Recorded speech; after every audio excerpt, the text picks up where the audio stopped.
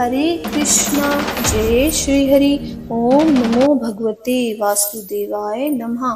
तो प्रिय भक्तजनों, आइए आज हम श्रवण करेंगे वैशाख मास के अध्याय 13 का, जिसमें वैशाख मास में विविध वस्तुओं के दान का महत्व है तथा वैशाख स्नान के नियम है। और यदि आपने हमारे पहले के 12 अध्यायों का श्रवण नहीं किया है तो कृपया करके उनका भी श्रवण कीजिएगा। तो आइए श्रवण करते हैं। नारद जी कहते हैं, वैशाख मास में धूप से तपे और थके मांदे ब्राह्मणों को श्रम नाशक सुखद पलंग देकर मनुष्य कभी जन्म मृत्यु आदि के कलेशों से कष्ट नहीं पाता। जो वैशाख मास में पहनने के लिए कपड़े और बिछावन देते हैं, वहाँ उसी जन्म में सब सुख भोग कर संपन्न हो जाते हैं और समस्त पापों से रहित हो ब्राह्मण निर्वाण मोक्ष को प्राप्त होते हैं। जो तिनके की बनी हुई या अन्य खजूर आदि के पत्तों की बनी हुई चटाई दान करता है, उसकी उस चटाई पर साक्षात भगवान विष्णु शयन करते हैं। चटाई देने वाला बैठने और बिछाने आदि में सब ओर से सुखी रहता है। जो सोने के लिए चटाई और कंबल देता है, वह उतने ही मात्र से मुक्त हो जाता है। निद्रा से दुख नाश का नाश होता है, निद्रा से थकावट दूर होती है और वह निद्रा चटाई पर सोने वालों को सुख पूर्वक आ जाती है। धूप से कष्ट पाए हुए श्रेष्ठ ब्राह्मणों को जो सूक्ष्मतर वस्त्र दान करता है, वह पूर्ण आयु और परम लोक में उत्तम गति को पाता है।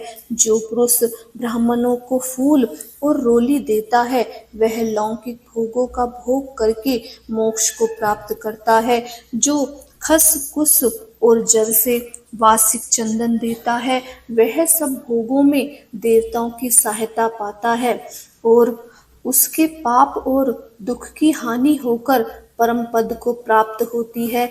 वैशाख के धर्म को जानने वाला जो पुरुष गोरोचन और कस्तूरी का दान करता है, वह तीनों तापों से मुक्त होकर परम शांति को प्राप्त होता है। जो विश्रामशाला बनवाकर प्याऊ सहित ब्राह्मणों को दान देता है, वह लोकों का अधिपति होता है। जो सड़क के किनारे बगीचा, पोखर, कुआं और मंडप बनवाता है, वह धर्मात्मा है। उसे पुत्रों की क्या आवश्यकता है। उत्तम शास्त्र का श्रवण, तीर्थ यात्रा, सत्संग, जलदान, अन्नदान, पीपल का वृक्ष लगाना तथा पुत्र, इन 7 को विज्ञ पुरुष संतान मानते हैं। जो वैशाख मास में तापनाशक तक्र दान करता है, वह इस पृथ्वी पर विद्वान और धनवान होता है।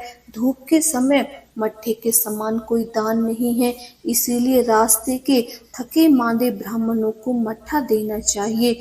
जो वैशाख मास में धूप की शांति के लिए दही और खांड दान करते हैं तथा विष्णु प्रिय वैशाख में जो स्वच्छ चावल देता है, वह पूर्ण आयु और संपन्न यज्ञों का फल पाता है। जो पुरुष ब्राह्मणों के लिए गोघृत अर्पण करता है, वह अश्वमेघ यज्ञ का फल पाकर विष्णु लोक में आनंद का अनुभव करता है। जो दिन के ताप की शांति के लिए साय काल में ब्राह्मण को उख दान देता है, उसको अक्षय पुण्य प्राप्त होता है। जो वैशाख मास में शाम को ब्राह्मण के लिए फल और शरबत देता है, उसे उसके पितरों को निश्चय ही अमृत पान का अवसर मिलता है। जो वैशाख में महीने में पके हुए आम के फल के साथ शरबत देता है, उसके सारे पाप निश्चय ही नष्ट हो जाते हैं। जो वैशाख की अमावस्या को पितरों के उद्देश्य से कस्तूरी, कपूर, बेला और खस की सुगंध से वासित शरबत से भरा हुआ घड़ा दान करता है, वह 96 घड़ा दान करने का पुण्य पाता है। वैशाख में तेल लगाना, दिन में सोना, काष्य के पात्र में भोजन करना, खाट पर सोना, घर में नहाना, निषिद्ध पदार्थ खाना, दोबारा भोजन करना तथा रात में खाना, ये 8 बातें त्याग देनी चाहिए। जो वैशाख में व्रत का पालन करने वाला पुरुष पद्म पत्ते में भोजन करता है, वह सब पापों से मुक्त हो विष्णु लोक में जाता है। जो विष्णु भक्त पुरुष वैशाख मास में नदी स्नान करता है, वह 3 जन्मों के पापों से निश्चित ही मुक्त हो जाता है। जो प्रातःकाल सूर्योदय के समय किसी समुद्र गामिनी नदी में वैशाख स्नान करता है, वह 7 जन्मों के पापों से तत्काल छूट जाता है। जो मनुष्य 7 गंगाओं में किसी में भी उस काल में स्नान करता है, वह करोड़ों जन्मों में उपार्जित किए हुए पापों से निसंदेह मुक्त हो जाता है। जाह्नवी, गंगा, वृद्धगंगा, गोदावरी, कालिंदी, यमुना, सरस्वती, कावेरी, नर्मदा और वैनी, ये 7 गंगा कही गई हैं। वैशाख मास आने पर जो प्रातःकाल बावड़ियों में स्नान करता है, उसके महापातकों का नाश हो जाता है। कंदन, मूल, फल, शाक, नमक, गुड़, बेर, पत्र, जल और तक्र जो भी वैशाख में दिया जाए, वह सब अक्षय होता है। ब्राह्मण आदि देवता भी बिना दिए हुए कोई वस्तु नहीं पाते।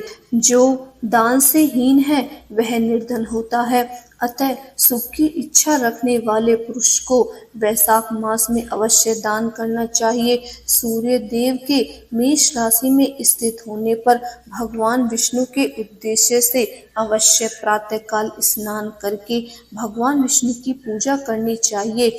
कोई महिरथ नामक एक राजा था, जो कामनाओं से आसक्त और अजितेंद्रिय था। वह केवल वैशाख स्नान के सुयोग से स्वयं ही वैकुंठ धाम को चला गया।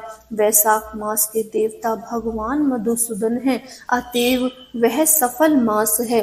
वैशाख मास में भगवान की प्रार्थना इस प्रकार करनी चाहिए। हे मधुसूदन, हे देवेश माधव, मैं मेष राशि में सूर्य के स्थित होने पर वैशाख मास में प्रातः स्नान करूंगा। आप इसे निर्विघ्न पूर्ण कीजिए। तत्पश्चात निम्नांकित मंत्रों से अर्घ्य प्रदान करें। इस प्रकार बोले, सूर्य के मेष राशि पर स्थित रहते हुए वैशाख मास में प्रातः स्नान के नियम में संलग्न होकर मैं आपको अर्घ्य देता हूँ। हे मधुसूदन, इसे ग्रहण कीजिए। इस प्रकार अर्घ्य संपन्न करके स्नान करें। फिर वस्त्रों को पहनकर संध्या तर्पण आदि सब कर्मों को पूर्ण करके वैशाख मास में विकसित होने वाले पुष्पों से भगवान विष्णु की पूजा करें। उसके बाद वैशाख मास के महात्म्य को सूचित करने वाली भगवान विष्णु की कथा सुने। ऐसा करने से कोटि जन्मों के पापों से मुक्ति होकर मनुष्य मोक्ष को प्राप्त होता है। यह शरीर अपने अधीन है, जल भी अपने अधीन ही है, साथ ही अपनी जीवा भी अपने वश में है। अतः इस स्वाधीन शरीर से स्वाधीन जल में स्नान करके स्वाधीन जिह्वा से हरि इन 2 अक्षरों का उच्चारण करें। जो वैशाख मास में तुलसी दल से भगवान विष्णु की पूजा करता है, वह विष्णु की सायुज्य मुक्ति को पाता है। अतः अनेक प्रकार के भक्ति मार्ग से तथा भांति भांति के वित्रों द्वारा भगवान विष्णु की सेवा तथा उनके सगुण या निर्गुण रूप का अनन्य चित्त से ध्यान करना चाहिए। हरे कृष्णा। अध्याय समाप्त। उम्मीद है आज की वीडियो आपको पसंद आई होगी। यदि पसंद आई है तो प्लीज़ हमारे चैनल को सब्सक्राइब कीजिए, लाइक कीजिए और इस वीडियो को ज़्यादा से ज़्यादा शेयर कीजिए। हरे कृष्णा। राधे राधे।